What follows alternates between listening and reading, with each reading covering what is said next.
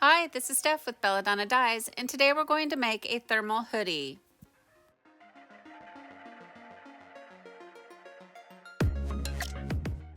Decide where you want the center of your spiral to be and give it a little pinch.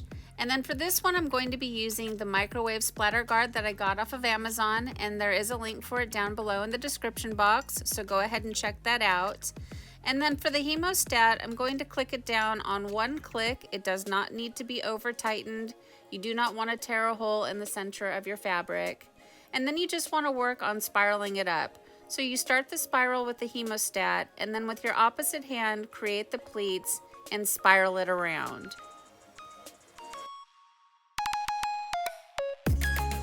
You want to make sure that you hold the center of your spiral down, because right here I'm going to pull a little too hard on the sleeve and I undo my spiral. So just pay attention to what you're doing and take your time. The one good thing about long sleeves, you shouldn't be afraid of them, because a long sleeve just sort of buttons everything up for you and makes a really nice tight looking spiral.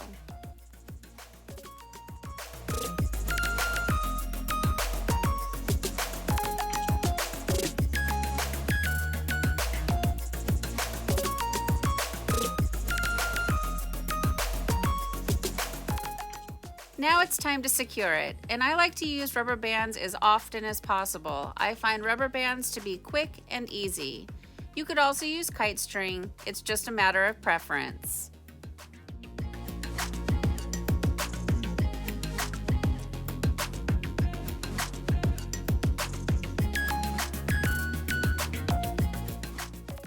For those of you that didn't fast forward, I did get this from Dharma Trading Company, and I'll put a link for it down below in the description box. They're super duper cute. They're lightweight thermal material, so they're warm, but they're not super thick and hot. But I like the style. It's form-fitting and it's got a really good length, and then the sleeves are really long. They kind of go down and cover your hands, and it's just really cute. It's more of a shirt rather than like a coat. So anyways, check out that link.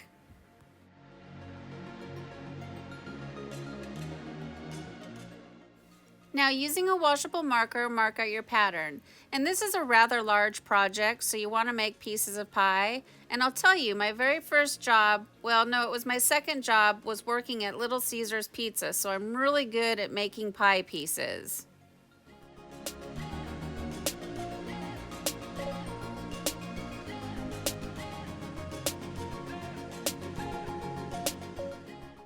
Now it's time for the fun part. We get to add the dye.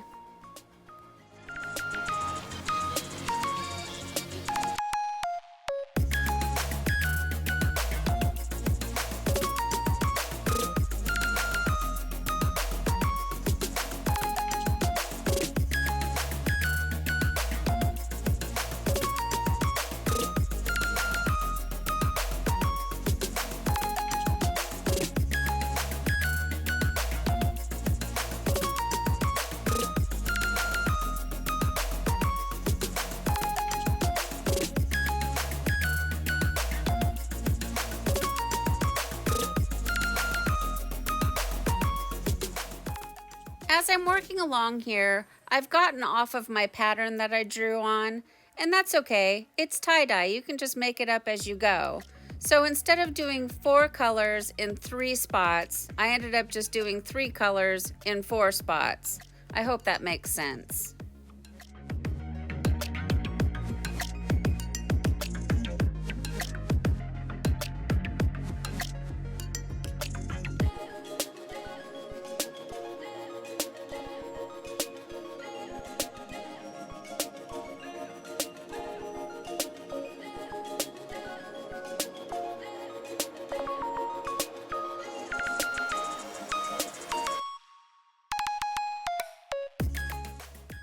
Did anybody catch the mistake I just made?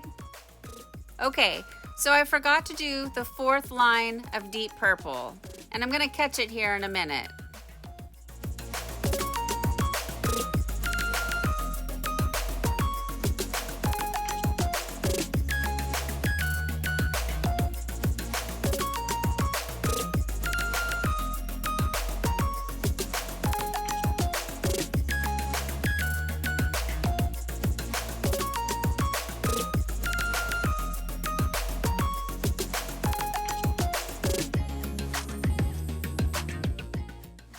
So right here is where I catch the fact that I missed the deep purple line. I'm adding the mermaid's dream and I'm thinking, why is this piece of the pie so much bigger than all the others? And then it hit me. I forgot to do the deep purple, and I think the problem is the lavender had spread out so far that it just tricked my eye to think that I had already put it down. So that happens, and if you catch yourself, fix it.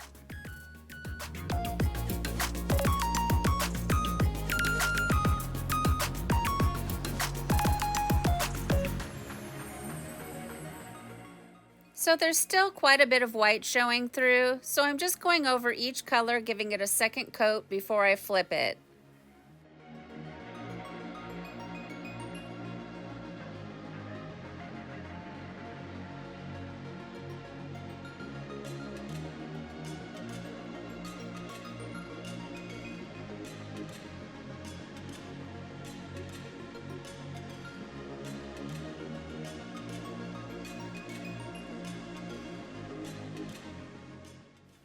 I let the hoodie rest for about 10 minutes and then I came back and flipped it over. And I started to add the dye to the back and forgot to hit record, so just ignore that. But all you want to do is flip it over and repeat the process on the back side. So I did something a little bit different. On the top side I used lavender and I didn't have enough to complete the project, but I did have enough lilac. So I did lavender on the top side and I'm doing lilac on the back side.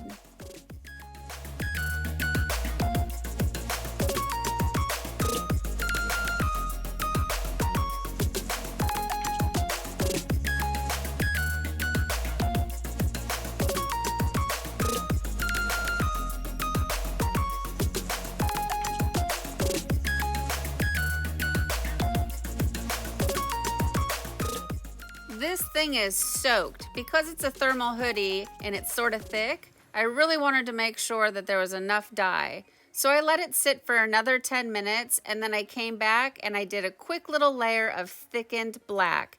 And I do have a tutorial on how to mix thickened black dye, so go ahead and check that out.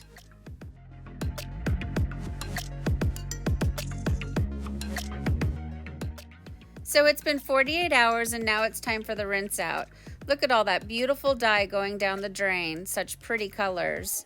So you want to start by using cold water, and that's going to rinse away any soda ash that might still be reacting within the fabric, and then gradually increase your water up to hot and rinse until the water runs pretty much clear. This thing took forever to rinse because it was soaking saturated, and again, it's a thermal hoodie, so it was just holding on to that dye. Then I take it to the washing machine and I do hot water cycles using Synthropol, and I do another hot water cycle using Millsoft, and that brings softness back into the fabric after the dyeing process. And I get both of those from Dharma, and there's links for them down below in the description box, so go ahead and check that out. Well, here it is, guys. Here's our thermal hoodie after it's been washed and dried. I love this color combination. It's so pretty. Where the deep purple and the mermaid's dream met, it made a dark blue line, and I think it looks so nice. And the lavender and the lilac, they're so similar in color, you can't even really tell, but they go well together. And then the thickened black dye, those little black stripes just give it contrast. So I'm super pleased with the way it turned out. What do you guys think? Please leave me some comments down below.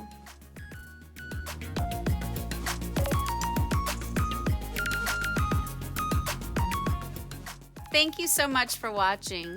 Please subscribe to my channel, leave a thumbs up, and click the bell and set it to all. That way you get notified of future uploads. And remember, have fun tie-dyeing.